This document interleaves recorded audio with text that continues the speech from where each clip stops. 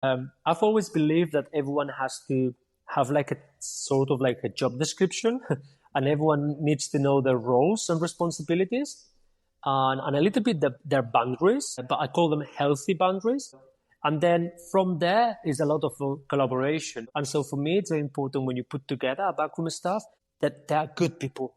And when I say good people, is people who, leave their egos in a box. I mean, it's good to obviously have a passion and have a sense of self-esteem, of course, but you need to keep your ego in control and in check. So to make sure that doesn't cloud your thinking, and then all of a sudden you get too funny when if you are the set pieces coach and someone goes and says, "Have you tried this free kick?" Or, "I saw that against that team, this other team in that other league did this. Shall we implement it?"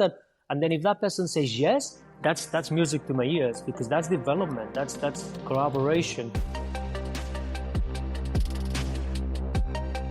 Hello and welcome to the CoachCraft Podcast, where we explore the art of coaching sports through conversations with exceptional coaches. Through in-depth conversations with coaches at every level, from grassroots to professional, we uncover not only the philosophies and methods that shape how they develop players, but also what the journey of coaching means to them personally. Join us as we go beyond the cliches and the conventional wisdom to reveal the specific practices and insights that make great coaches truly exceptional at their craft. Today's guest brings a truly unique perspective to our conversation. Edu Rubio is a Spanish coach who spent nearly 2 decades in English football, working his way up from academy coaching to the very top of the game. Most recently, he served as assistant manager to Julian Lopetegui at both Wolverhampton Wanderers and West Ham United in the Premier League. Edu's journey to the top flight is quite interesting. He was born near Barcelona, then he fell in love with football early, playing at academy level before making the transition to coaching while still in his teens. He made the bold decision to move to London at just 21 years old to pursue his coaching education and career. And over the past 2 decades, he's built quite an impressive resume, from coaching under-8s at Valencia's academy to leading youth teams, working as head of methodology, and eventually breaking into first-team football at the most elite levels. What makes Edu's story particularly compelling is his experience coaching both men's and women's football at the highest levels. In addition to his recent coaching jobs at Wolves and West Ham on the men's side, he also served as assistant manager with West Ham's women's team in the WSL. He holds his UEFA Pro license and brings a unique blend of Spanish football philosophy and English coaching experience to our conversation today. So today we're going behind the scenes of the Premier League. Edu takes us inside the training ground, into those crucial halftime team talks, and shares what it's really like to work at the highest levels of the game, with the best coaches and with the best players. But more than that, we explore the human side of coaching, how to build culture, manage egos, and create environments where players can reach their potential. I think you're really going to enjoy this conversation today with Edu Rubio. Okay, so let's dive in. Edu Rubio, welcome to the CoachCraft Podcast. Great to have you here. Thank you so much, Alf. It's a pleasure to be with you today. Thank you so much. Yeah, and thanks. And I know I appreciate you got a busy day and you're taking the call from your car. But so first podcast recording in the car on the CoachCraft Podcast. So you're breaking new ground here. There is always a first. And to be fair, I mean, I really wanted to be with you guys. So obviously I didn't want to reschedule or anything like that. So, but that's the job of that's the life of a coach looking for a new job, right? I mean, always on the move, meeting for always meeting. On the move. Yeah, so that's okay. Well, I appreciate your time, so thanks for making it. No, it's an absolute pleasure. Great. Well, let's get started. So let's hear a little bit about your story, how you came to football. Take us back to your childhood, and then ultimately what led you to England and your coaching career there. Sure. So, I mean, I was lucky enough to be born in a city next to Barcelona in the years where the Olympics were going to be hosted in Barcelona. And yeah, there was a big buzz about sport, football, different things. And I suppose since my school days, I kind of dive into playing football, playing handball, playing basketball, loads of activities, loads of things. And I fell in love to football, basically. Since the age of 4 or 5, I played in an academy, decent level, managed to get to the first team of a League 2 club when I was 17, 18. League Two back in Spain, though, I mean, it didn't pay the bills. It wasn't massive. I mean, it was a kind of like semi-professional. I mean, it was good standard, but it wasn't like the top. And so I was very self-demanding, very self-critic, and I loved coaching. I was one of those players that I would be, on the coach, writing drills, tactics, talking to the coach. Probably one of those that the coach will think, oh, I love having a guy who is so into it, but at the same time, he's doing my head in type of thing.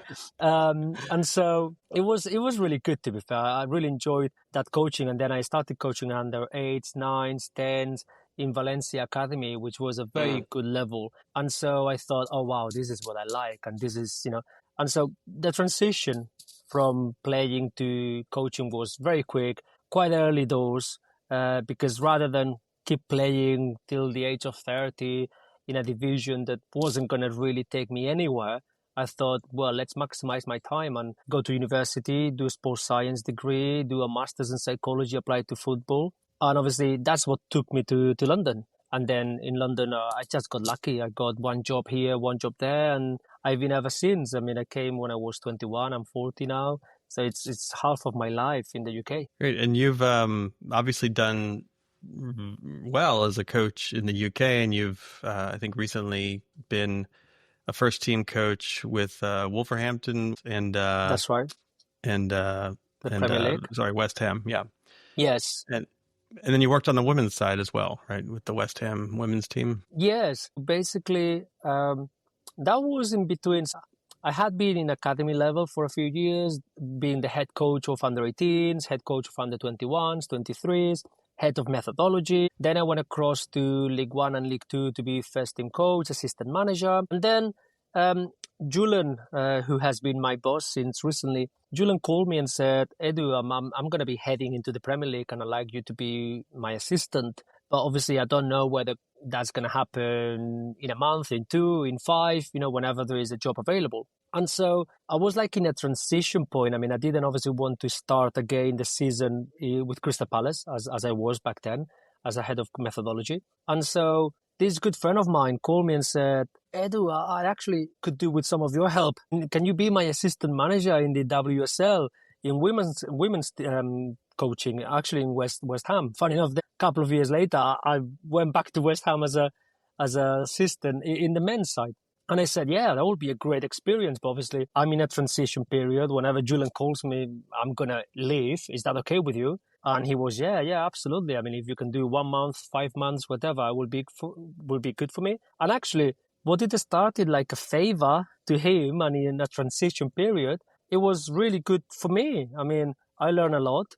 It really enhanced, my coaching ability and skills. It really made me think about, how to coach, how to, behave. Is different to coach women than men.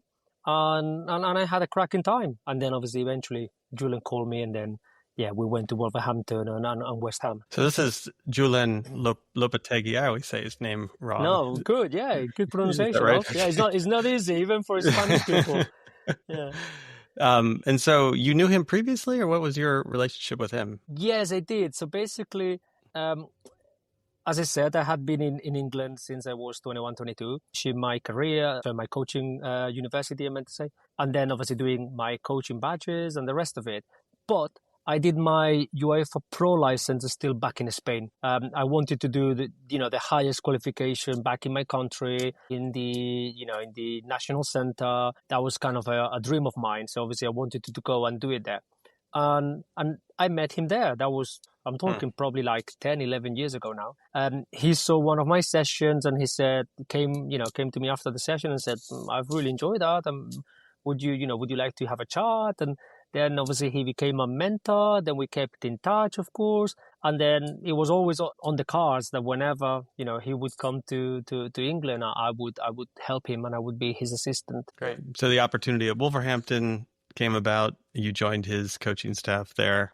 That's right. And I'm so really interested to just get behind the scenes a little bit at a Premier League club. And so you've been in a few roles coaching first team football, both men's and women's, as you just mentioned. Yeah. And I'm curious, just like describe your role on the coaching staff and what that job looked like day to day, week to week, match to match. Very Take us good into that world. question. Yeah, very good question, or not such an easy one, because it depends on obviously the backroom staff that you are in, the manager, and so with obviously my recent roles with Julian, for example, in Wolverhampton and West Ham, have been what you would say, a hybrid between assistant manager and first team coach. So I've been on the grass coaching the certain drills in a day-to-day basis to prepare the team for the games, and then having to analyze the opposition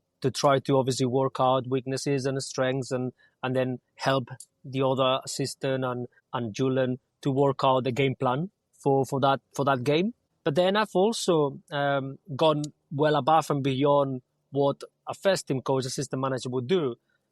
So I also help him with media. I also help him with meetings with the chairman and the sporting director. I kind of like became his shadow. And obviously, some people would say, oh, wow, 24/7, that's quite stressful. Do you really want to do it? But for me, it was a blessing. It was a blessing because I was being, in a position of privilege. I was seeing how a top guy is doing the job, helping him, supporting him without getting burned as such, right? Because he was the one facing the media. He was the one facing the chairman and the sporting director. And it's not easy. I mean, it's not easy to be the number one. And so I learned a lot from him, and there is a sense of humility in the job, and I really enjoyed it.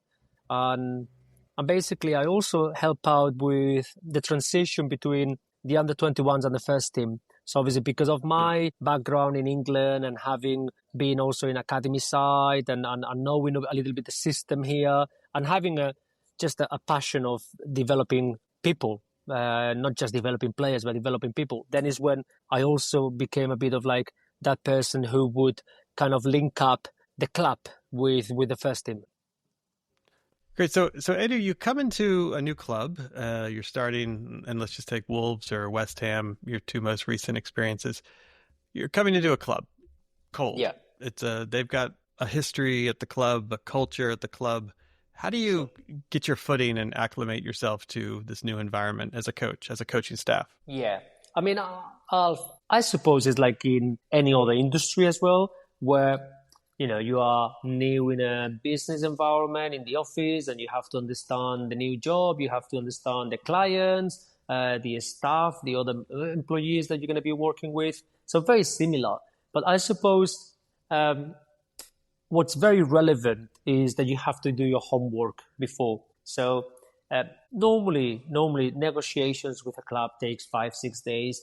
Those are the days where you would potentially, do your homework. But you might be lucky and you might have been kind of like targeting that club or kind of like thinking that there could be a change in that club. So you've had more time to prepare. And basically what you do in that time before you step foot on the training ground is understanding the squad, understanding the culture of the club. And so when you get there on day one, pretty much about, certain things. However, you don't really know about the main thing, which is the environment, which is the culture, which is the day-to-day. And that is about asking loads of questions on day one, making sure you try to absorb as much information as you can, remain very humble to talk to everyone, to meet everyone, to understand that everyone is part of the fabric of the football club. And so everyone can give you a piece of information that might be very little, might be very insignificant in that moment, but that might actually become vital. And so I think when you are in those scenarios, it's very important to learn about the environment. And of course, you've got a plan. Of course, you've got a method, and you want to apply that plan and that method. But also, I think it's very important to understand the culture and the environment of that club, because every single club, as well as every single company, every single household is different and has a different energy.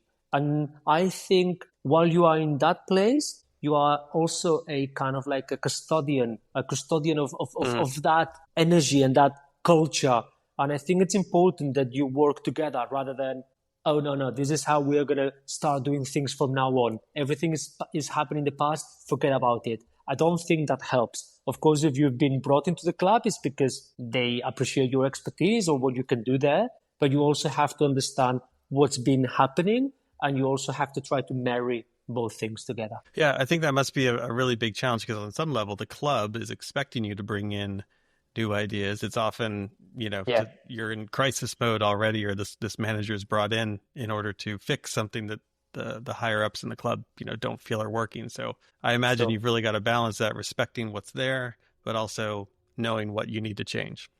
100%. And also knowing how to implement that change, because not everyone is ready for, certain change. And certainly not everyone is ready to work in that change in the same speed. And so you don't want to lose anyone behind, and you don't want to, charge forwards and perhaps, leave some great assets of the football club behind, thinking that you assuming that they don't want to join in, or they don't want to, cooperate or collaborate. And actually, potentially, it's nothing to do with that. It's just that they are not prepared for that change, or they would like some explanation. So I think it's important that you remain compassion, empathy, and you understand that you have to be firm. You have to implement the change, and you have to do the job that you've been employed to do. But there is also a way of doing it. And I think that's the difference between a boss and a leader.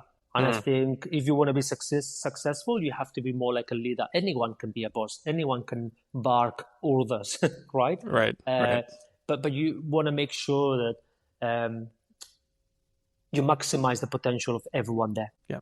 So take us to that first training session at a new club. What is that kind of those opening remarks from the coach? What does that look like? What is he trying to impart? How much information can you front load into that conversation? Because that's your first one, and obviously that matters, but it's the first of many. And so what are you doing in that first conversation with the players? Yeah, good question. First impressions matter, and so you need to be prepared. Absolutely. But ultimately, it also depends on the club, the time. It's not the same to go into a club in pre-season or in a break, if there is an international break in that moment, or to go into a Tuesday where there is already a game on the Saturday. So obviously, depending on the circumstances, that first session may look like different, football-wise talking, in terms of the drills you do and how you talk to the staff and the players. However, there is something that would never change, which is clarity of the message, making sure that you show everyone what you want to do, making sure that you are very specific. Don't overpromise, because you are still learning about the environment, you are still learning about the players, and make sure that whatever you say on that day could apply through your whole time in that football club. Because what you don't want to do is to then be a prisoner of those first words, right? And people remember, and rightly so. And athletes and staff in elite environment are people who are very skillful, very aware, very alert. And so you wanna have clarity in your message, and you wanna start working out how to implement your methods and the speed that you can do it, and basically create also a feel-good factor. On day one, it's very important that, you create that environment where everyone goes like, I want to work with this guy. I mean, I want to see what he's about. I want to give him an opportunity. Then, of course, especially in an elite environment, it's not about friends, matey, because ultimately, you will have to make tough decisions that will affect some of them in a not such a positive way.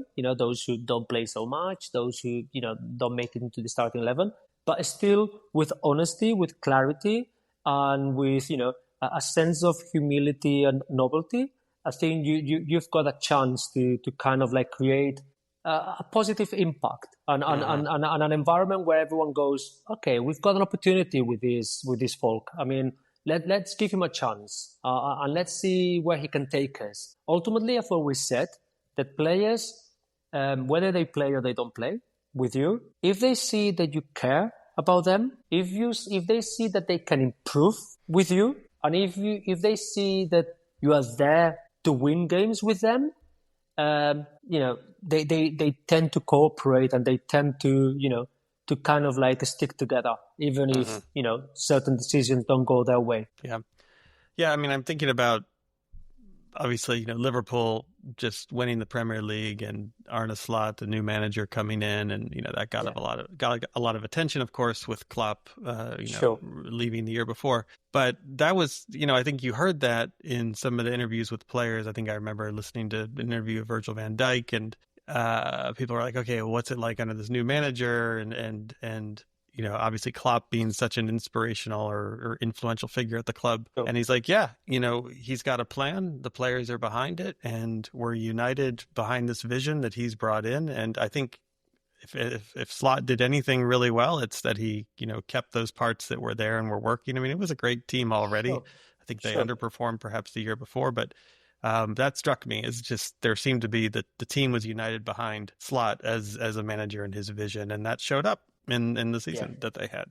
No, 100%. But obviously, if I may say there were, like in anything in life, there's never one just factor. There were loads of factors that, and especially that he's a very skillful manager, of course. But also, I think the transition of leadership was very well managed by everyone at the football club, by Klopp, and by Slot. It takes a lot as well for, a charismatic manager like Klopp to welcome the new manager and kind of like straight away give him a platform of, well, this is yours now, go and do it better, if anything.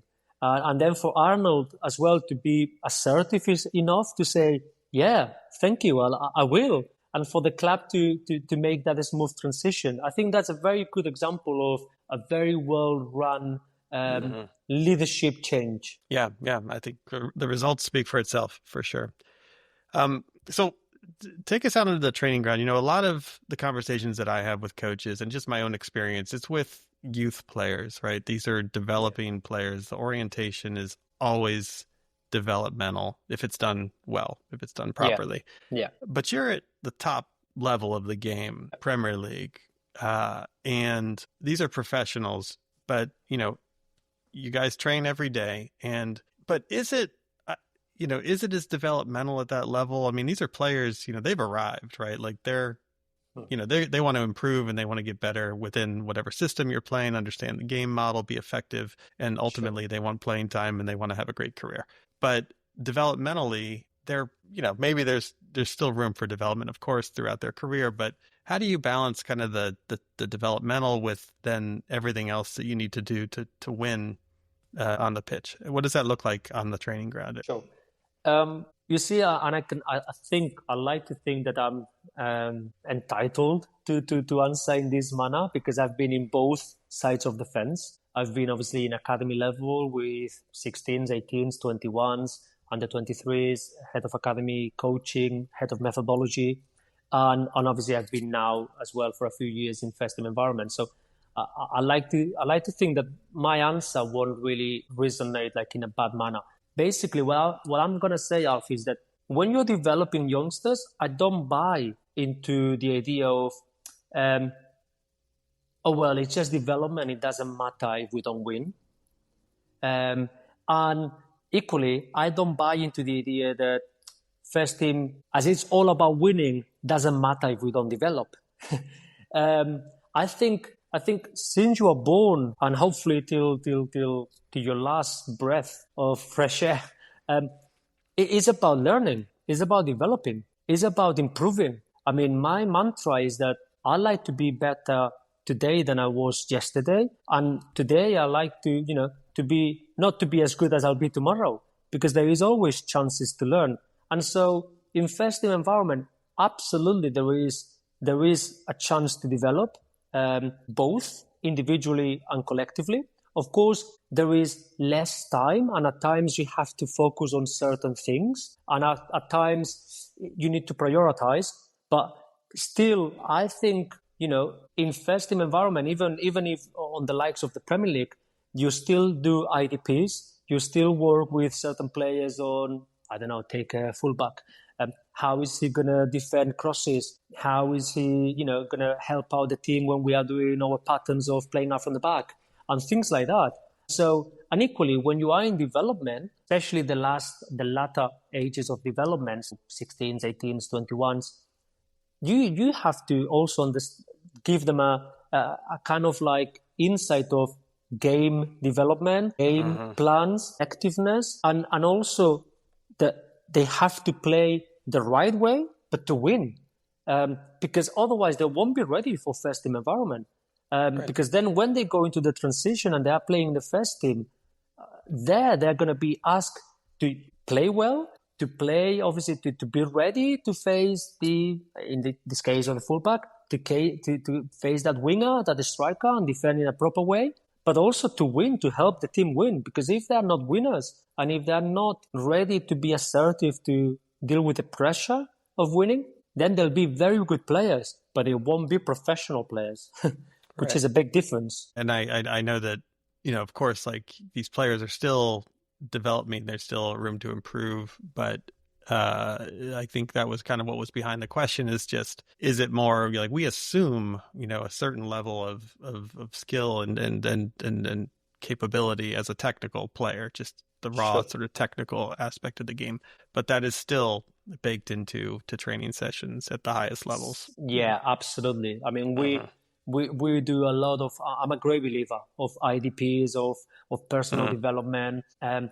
sometimes because of time constraint and because of, workload, sometimes it can't be on the grass. It has to be through clips, through videos. It has to be in conversations, but there is always an opportunity to give feedback to the players so they can get better at their individual game. So take us behind the scenes a little bit in that preparation for a Premier League club training session. You can go on YouTube and you can watch, some training sessions there and just to geek out a little bit with you. So what's the coaching staff doing? Everything from, okay, you just had your match on Sunday, let's say, your next training session after that, kind of what are you taking from that game and how do you actually build out that plan for the training session?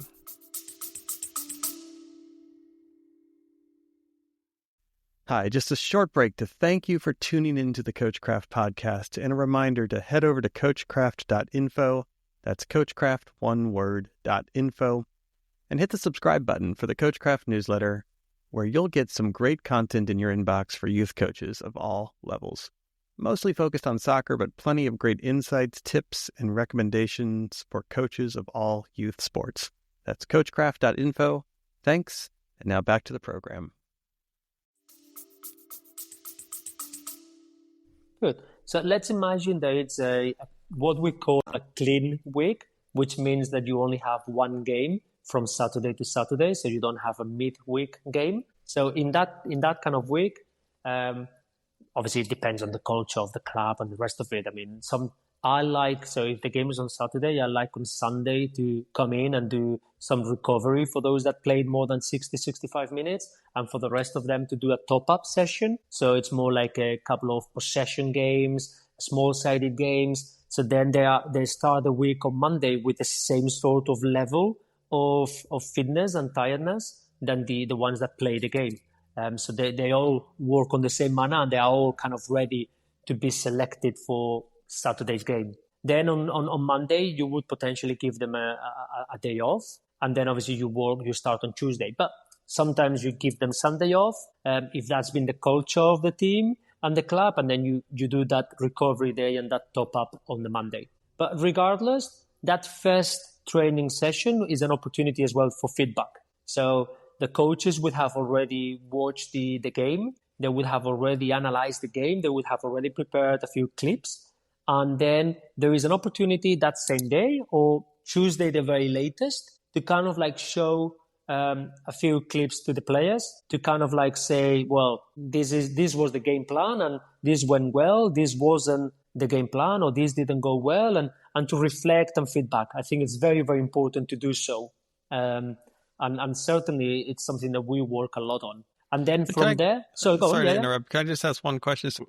I'm just curious. Like, let's say you had a bad result over the weekend, right? Yeah. I'm curious kind of about the kind of the emotional state of the players and the manager. Are these sometimes difficult conversations when you're breaking things down? You can really see where, things went wrong, and how do players and coaches communicate in that space as they're assessing the previous match? Well, it depends on your approach. I mean, for me, especially as a head coach now, going into my next role, it doesn't matter the result. We will always feedback, and we will always do it in a constructive way. So when you win, there is still loads of things that you could have done better and that you can improve. And when you lose, not everything is bad. I'm sure there were things that did work. And obviously, if that wasn't the case, then obviously you can have a constructive, honest feedback with the players. And never pointing fingers and never blaming and never assuming that people didn't want to do it. Of course, you have to be firm if need be, but I think it's very important to remain balanced. I mean, emotional self-control in the elite, in life in general, but I think in the elite is very important because you might regret what you said on that day due to high emotions. So, of course, if you feel as a manager or as a staff that perhaps we need another day to cool down, it's best to then leave that feedback session for another day. And make sure that feedback session is going to be constructive. It's going to be, okay, this is the first step to win the next game, rather than blame, and because that won't take you anywhere, and that won't really, what it's done, and now it's just you need to be focused on the next game. And for sure, you won't really have a greater chance to win the next game if you start blaming people, creating. Okay, maybe you can get the lads a bit upset, and that might get them some fire in the belly to win the next game. But long term, I think you are more in a losing strike if you do that. That could be for one day. I've never thought that fear and blame is a long-term solution for a winning mentality or a winning performance environment. Yeah.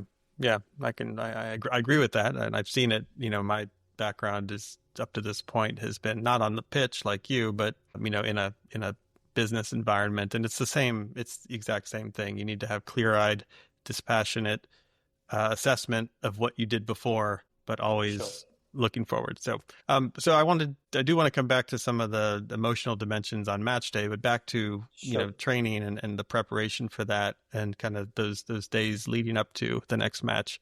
Sorry, I interrupted you. So no, not at all. So then Tuesday, Wednesday, Thursday, you would be obviously doing a mix between training sessions to do with your DNA, the way your style of play, and also things that you may tweak and change a little bit to face the next opponent based on what obviously the analysis of the opposition that you've done. You would have definitely watched minimum 5-6 games of the opposition and try to work out weaknesses and strengths. And then you would then put it together in a video in certain clips, and then you would show the players those clips, whether you break it down in possession, out of possession, or weaknesses and strengths.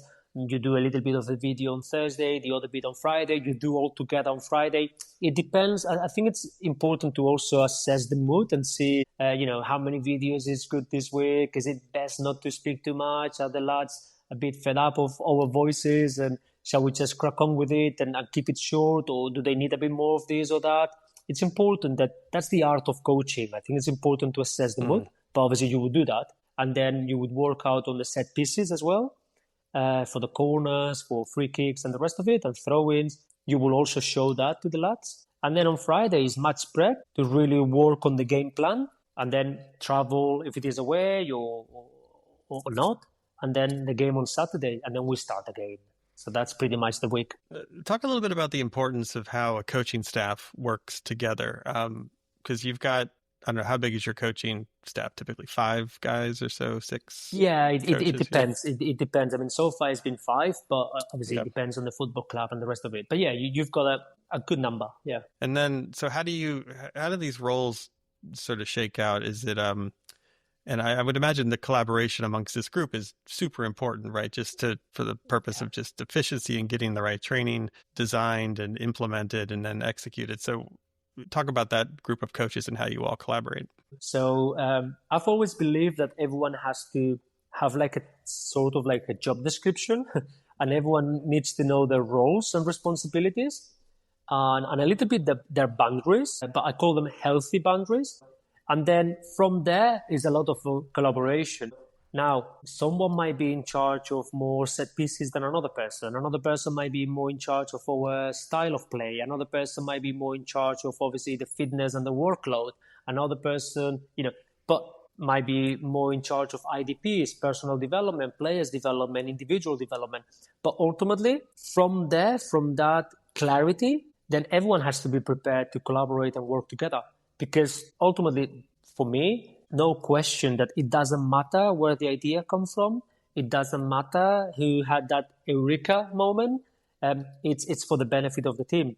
And if that is going to make us win and that is going to help us, who cares? Even if it was, a conversation with someone in the canteen that is not part of the backroom stuff. If it is a good idea and we can implement it, why not? So there has to be collaboration. And so for me, it's very important when you put together a backroom staff that they are good people. And when I say good people, is people who, leave their egos in a box. I mean, everyone is good to have an ego. It's good to obviously have a passion and have a sense of self-esteem, of course. But you need to keep your ego in control and in check. So to make sure that doesn't cloud your thinking. And then all of a sudden you get too funny when if you are the set pieces coach and someone goes and says, have you tried this free kick? Or I saw that against that team, this other team in that other league did this. Shall we implement it? And then if that person says yes, that's music to my ears because that's development. That's collaboration. But if that person said no, I'll be a bit disappointed. I'll be thinking, oh, come on, really? I mean, for sure you can contemplate it. Then, of course, you can discard it or use it or not, but you have to contemplate it. So what are some of you mentioned sort of, keeping your ego in check. And of course, these are all people working at a very high level within the sport. They have their ideas, they have their point of view. But what do you look for in that partnership with other coaches day in and day out? And because you got at the end of the day, you got to get a job done, right? And absolutely. Yeah. That's what you get paid for. So absolutely. I mean, for me, it's whether there are people who are going to ask themselves this question every time they have to do or say something. Is this relevant to the team? Is this going to make the team better? If they ask themselves that question, then they have a filter to say yes, no. Then those people are people who know how to control their egos and they know the difference between me, and we. And you do need we. Because the season is a long season. A lot happens. There is good and bad spells. And the strength of the group will be, that cohesion, that resilience, that togetherness.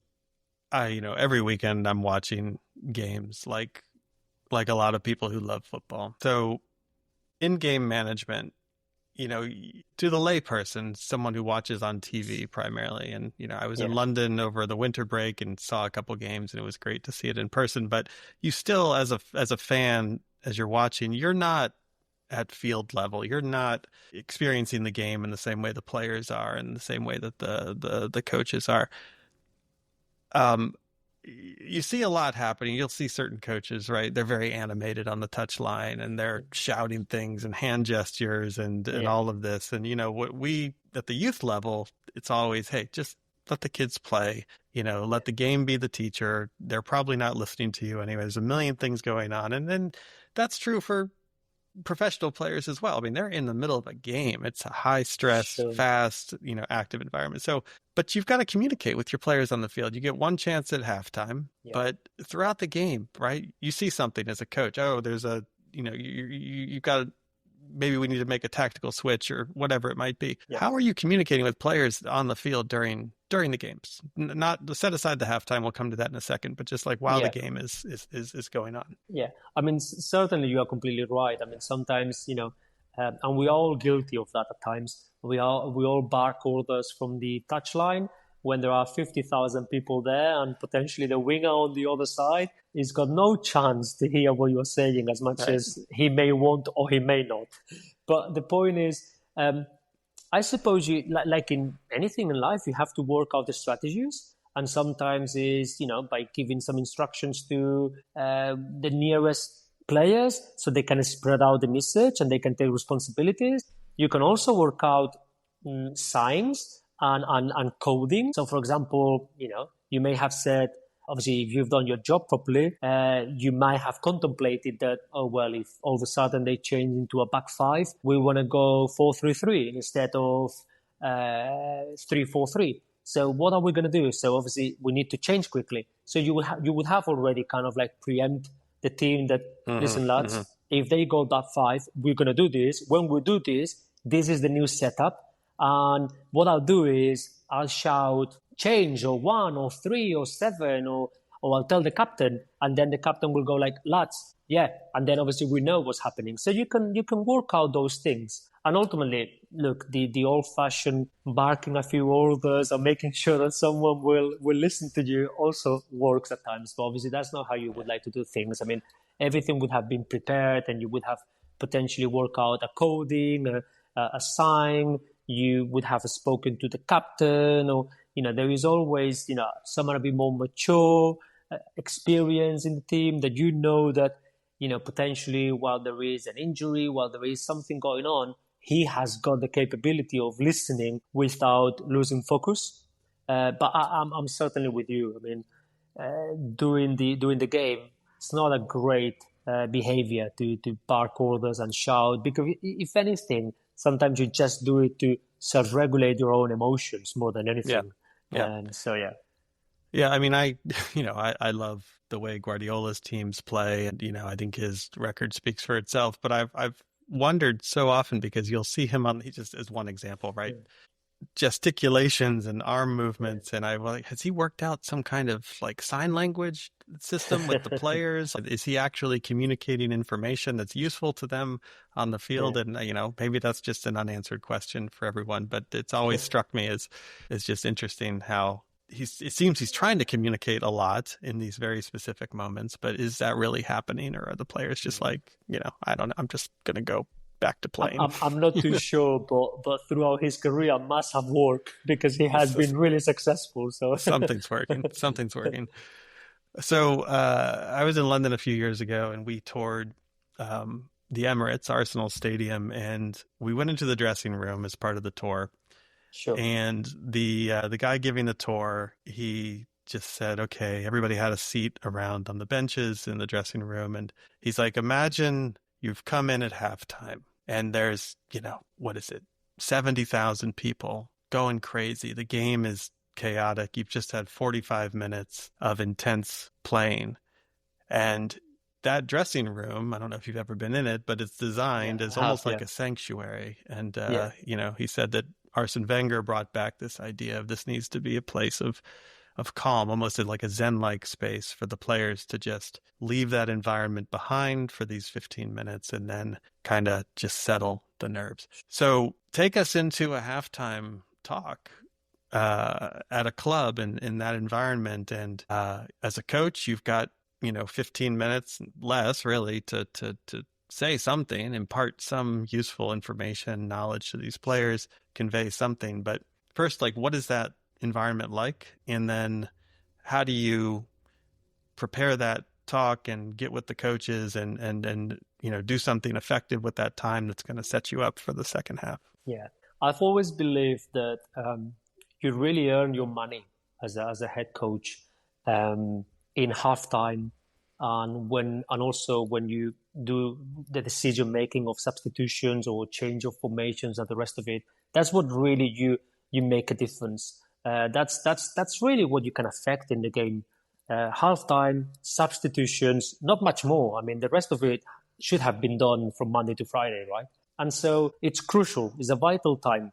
But of course, you don't get to that point without having created the environment beforehand. So when you said 15 minutes, really, you only have 4 minutes. That is the reality. Because the lads will take a couple of minutes to get into the changing room. Then they will take a couple of minutes to go to the toilet, because obviously they've been hydrating and they need the toilet, yes or yes. Then you want a couple of minutes to kind of like give them some space and try to start those conversations between themselves and kind of like start working out things. And if you've created a good environment, they should start kind of like having conversations and kind of like, what's happening here? What do we need to do? What has worked? What hasn't worked? And, the more experienced players to kind of like, lads, this needs to carry on. This has to change. And obviously those minutes are also minutes that you, as a backroom staff and coaches, you take some space and then you start working out your key factors. Because as I said, you only have 4 minutes with them, really. And so you want to make sure that you are concise, clear, and, you don't say too much. Because in that moment, there is high level of everything in terms of, emotional level. And so they can't really absorb too much information.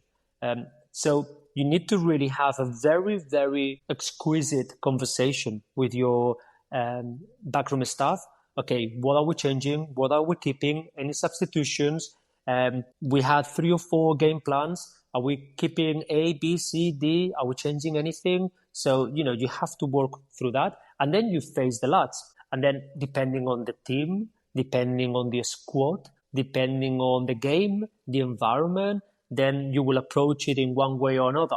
But in terms of your tone and your mannerism, but certainly you will approach it to solution problem and solve things.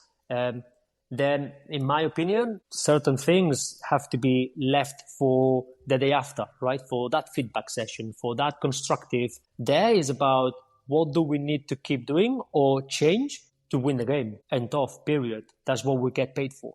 And so in those 4 minutes, it will be all about key factors. And then you will work out, do I need to say all of this to the entire group? Do I need to say only a couple of minutes to the entire group and then kind of like divide the group into a few groups and I say a couple of things, one of my assistants say a couple of other things. Maybe I know that, this coach has a really good feeling with these 2 or 3 lads and those are the ones that we need to kind of like coach right now. I'll let him talk to these 2 or 3 lads because I know that he gets into them more than I can do, and that's okay. And that's why you work in a collaborative manner. And then another 2 or 3 minutes for toilet, kind of like encouragement, and then we go because it's on TV. You have to be on time on the pitch, otherwise otherwise you get fined. So you don't have a lot of time. Clarity and concise and is very important. Sometimes imagine when you see those Formula One stops, when everyone works together, change the wheels, blah, blah, blah. Yeah. So it's the same. It has to be very precise and very well coordinated and very professional. Yeah. And to your point, you just don't have a lot of time. I would imagine as you're watching the first half, you're one of the coaches there. You're sort of like the eyes and ears of the head coach, right? You're I would imagine you're kind of thinking about what you want to share with the head coach, maybe with some players here and there. So I assume you're using that time on the bench to start to think about what you want to convey 100%. At halftime. Yeah. And obviously you can also, with the iPads and everything these days, you can start clipping certain things. When you get to the changing room, you can actually see some images to see whether your key factors that you have in your mind are actually relevant, because obviously sometimes you even have to check yourself whether it's been an emotional kind of reaction to certain things or whether it's objective. That is also important to do. And then allow a little bit of conversation as well with certain players and see what they feel. In my opinion, good teams are also those who listen to each other. And sometimes the players can have great answers. And it's important as well to listen to them and understand that, they know what the game requires. They've been there. They've been on the pitch. And sometimes, they can actually work out certain things better than you can do. And so it's important that, we listen to each other. So I was reading an article recently, and it was about using Liverpool as an example and Arne Slot specifically, and it was exploring the idea of how much impact does a coach actually have on the performance of a team. And there's a famous Giovanni Trapattoni quote, the Italian manager, and his quote is, "A good manager makes a team 10% better. A bad manager makes it 30% worse." And I don't know how precise those percentages are, but it makes for a good quote for sure. But what's your take on this? I mean, how much can a coach influence a team, either in the affirmative or the negative? Sure. Because at the end of the day, there's players and they're out on the pitch and they're playing the game, right? So how do you see that? Yeah, I mean, again, like you just said there, I'm not too sure about percentages, but what I can say is that you are as good as your players. That is a statement of mine. And so I think you are the person who can add a lot into the team by setting up the right environment, by providing clarity, by providing a sense of purpose, and by creating a cohesion that, everyone basically feels free to say what they feel and they think for the benefit of the team. And I think that is vital and that is the role of a coach. And obviously help everyone to kind of get better and improve and develop. Now, how much of a percentage is that? I don't know. But ultimately, again, then is also down to how good your players are and how much, they want to do it and how experienced. And so I think there's a balance there. But I would agree with that quote in terms of, we are not as significant as some or as meaningful as some coaches and managers want to believe. That's probably those who really live through their egos. But we are certainly an important, asset of the team, as well as anyone else, as well as the doctor, the sporting director, every single player there, the people who work in the canteen, the people who, do the laundry for us. Everyone is important and everyone does their bit to make sure that we are all ready to perform and to win. But you made the point of, you're only as good as the players that you have, or some version of that. I don't want to misquote you, but you look at players like who will maybe be struggling at one club and they move to another club and all of a sudden, like I think Anthony, who was at Manchester United, he's now at Real Betis in La Liga, and it's like he's a completely different player. We knew he was good. He was good at before he came to United. So, and it's, of course, it's not just the manager, right? Like United has its own, I don't know, thing going on. But like, how do you explain a player who can move from one environment to another and go from someone who's, arguably struggling to then really, playing at the top of his ability? Well, let's clarify that first. When I say you are as good as your players, I don't mean that the players are as good as what they show on the pitch. So sometimes you underperform from different reasons. And underperforming or not performing at your best doesn't mean you are not good enough. So sometimes, your performances don't kind of relate to how good or how bad you are. That is the first, clarification. Having said that, I suppose it's like in any other, again, I take you to any other industry, Alf. Sometimes things click for you. Sometimes, that coach has understood your character. Sometimes that club, that city, that crowd kind of resonates with who you are, with your values. And that's why it's also very important as a leader to know your players and to know your staff and to make a big effort to understand what really ticks that person. Because I'm a great believer that if you are comfortable, and when I say comfortable, I don't mean like we are cruising, and no, because in an elite environment, you have to have that sense of pressure. And I think that is an important element of it. But when you are happy or content in that environment, when you feel like you belong into that environment, you've got a better chance to perform and to succeed. And how do you do that? Obviously, it works both ways. The player needs to obviously try to, get the support and the help needed, but you also have to make sure that you understand the player. And so sometimes coaching and managing is not so much about, the tactical awareness I suppose when you are in the Premier League or in a good league, everyone knows about football and everyone knows enough to kind of like work out a decent game plan. I think the difference is, can you manage people? Can you really motivate people? Can you really understand people? Can you really take the best out of those people?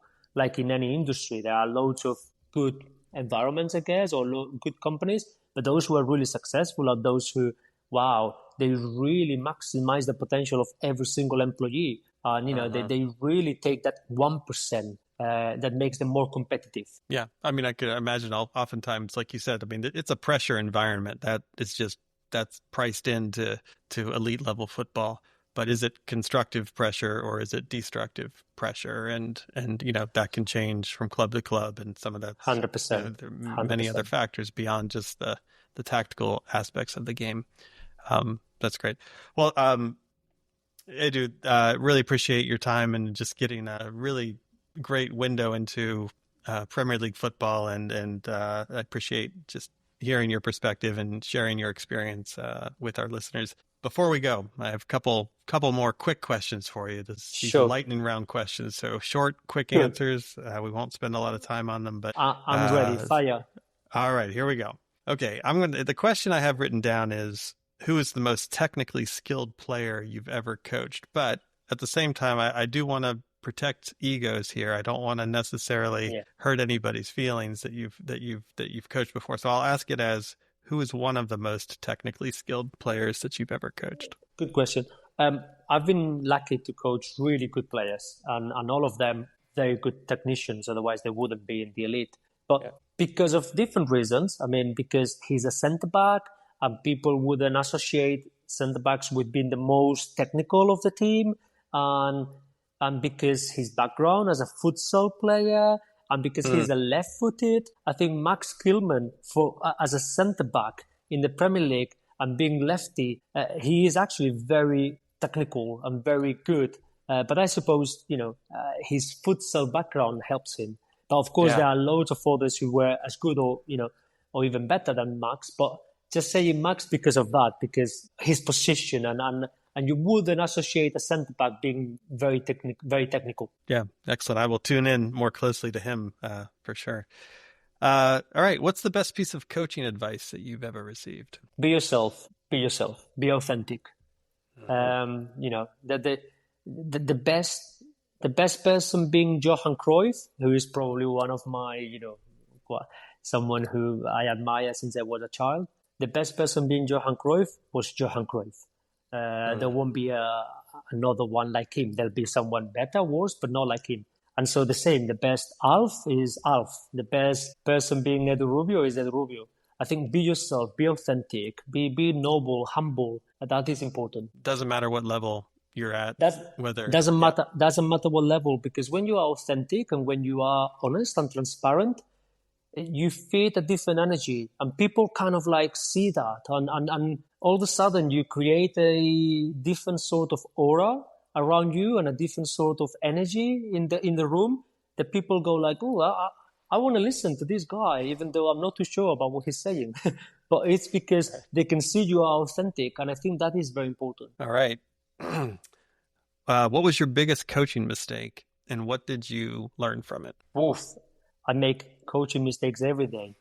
So I could tell you loads, but I don't know. Sometimes it's about assuming. Sometimes it's, that's a very, very difficult, I don't know. You are in a coaching session and you assume that player didn't turn and didn't play that pass because he had something different to think about, or, and you coach that decision. And sometimes that's a mistake.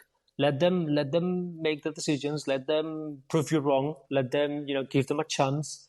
Sometimes kind of like in the coaching sessions, kind of like wanting to be involved too much. Yeah. I mean, listen, this game, as we all know, it's infinitely complex. And I think if you're bringing your own assumptions about something you saw or how you're thinking or perceiving something, invariably you're going to come across other perspectives, or the players, they're going to experience the game in a different way than maybe you're seeing it from your vantage point. All right. This might really be putting you on the spot, because because I know you've worked with many of them, but who is a professional manager that you admire or look to as a source of inspiration? You mentioned Cruyff. He's no longer with us, obviously one of the most influential thinkers the game has ever had. But in a more contemporary context, who are some managers that you look to? I can say loads, but obviously I'm going to honor my former boss, still current mentor, Julian Lopetegui, because obviously he gave me the opportunity to be in the elite. I have a lot to thank him for. And he, for all his right and his wrongs, like everyone else in life, he is authentic. He is transparent. He is an honest person. And I think that is very important. And those are qualities that I admire and I respect. Last question. I ask this of everyone at the end of each episode. So I'm looking for something you can share with our listeners. It's a resource for you. This could be something that you return to time and time again throughout your coaching career, or something that you're just interested in now, or that's really serving as a a resource, a useful resource. So something to share with our coaches. Any book from Pablo Coelho, who is a psychologist, and basically speaks about self-awareness, and speaks about understanding of yourself. Sometimes when you are a coach, you think that the technicality of the job is everything, and you get nuts about looking for loads of resources about football and improving your players and the rest of it, and you forget to actually educate yourself and to actually work on yourself. And I think it's very important. Self-awareness is very important, regulation of self-emotions. And so I would say any book from Pablo would be a very good resource for people to kind of like understand themselves better. Because if you don't really understand yourself, it's a bit tricky to understand others. So I think a lot about, self-awareness. Words of wisdom, for sure. And I'll put that in the show notes. So thank you for that. And thank you, Edu. This time has been great to spend with you. And I just really appreciate you sharing your knowledge, your experience. This has been a great conversation, and I really look forward to getting this out for folks to hear. So yeah, again, thank you for your time. I hope you enjoy the rest of your day, and I just really appreciate it. And you, thank you so much, Alf. Thank you for having me in the show. Much appreciated. Well, that was a fascinating conversation with Edu Rubio, and I hope you found it as insightful as I did. We really got a rare behind-the-scenes look at what it's like to coach at the highest levels of football, from the Premier League training grounds to those intense halftime talks where Edu says the manager really earns his pay. A few key takeaways that really stood out to me from our conversation. First, on leadership, he talks about the importance of authenticity. His advice to be yourself isn't just feel-good coaching speak, it's practical wisdom. Whether you're working with 8-year-olds or Premier League superstars, people can sense when you're genuine, and that authenticity creates the foundation for everything else you're trying to accomplish as a coach. Second, the balance between development and results. I loved how Edu challenged the false choice between just developing at youth levels versus just winning at professional levels. His point that development never stops, that even Premier League players are constantly learning and improving. And it's something we can all apply regardless of the level we're coaching.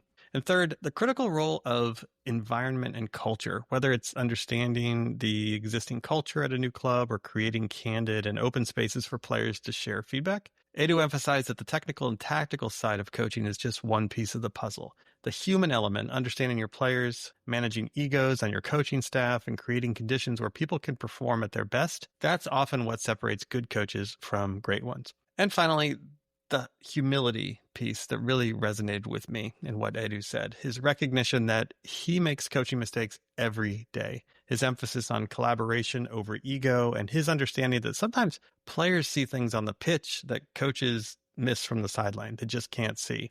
And that's the kind of honest self-reflection that leads to growth, and that's great feedback for any coach at any level. Regardless of the environment in which you coach, I think the core message is clear. Yes, know your stuff tactically, technically, but don't forget that you're working with human beings. Understanding yourself and understanding your players, that's where the real coaching craft lives. Thanks again for listening. We'll see you next time on CoachCraft.